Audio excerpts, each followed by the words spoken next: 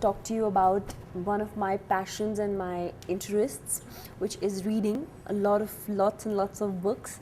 So I think you guys can already have a look at all the books which I've displayed here for you to read and to see.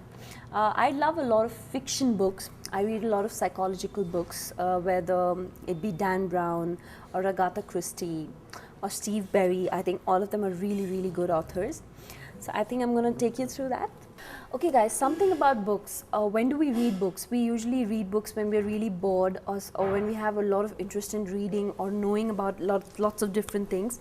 I read books when I'm really bored or when I feel like reading something really fascinating and interesting, because I have the thing for adventure and fiction. So I read a lot of fictional books, and magazines you read when you just want to while away time looking at interesting clothes and shoes and what the other actresses are wearing, and something really interesting to see. I think to start off with magazines, I think the Vogue is one of my favorite magazines.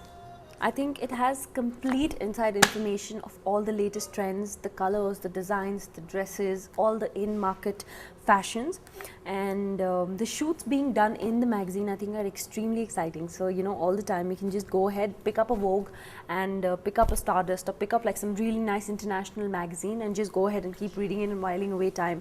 You get so many good references for your songs and for your movies and looks. So most of my looks in my films are inspired from a lot of magazines and the references I download from the internet. Like specifically, if I have to choose the look for Kempe Gora, the movie which just released and did really well, I just went online, saw a lot of gowns. So the song Tara Tara, the gowns you see are all inspired by Elisab gowns, which my personal designer Ramesh Dhamla has done. I think he's done a fabulous job. The song looked amazing. Even Gelene, the saris, which were very Manish Malhotra style, they were the last year's Vogue trend of black and silver.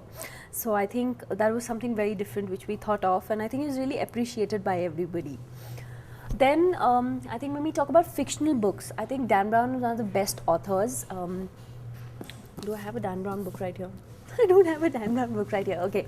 I think The Girl with the Dragon Tattoo, this is one of the best books I've read as of now, because it really takes you into the story and takes you with the whole spirit of a complete fictional illustration.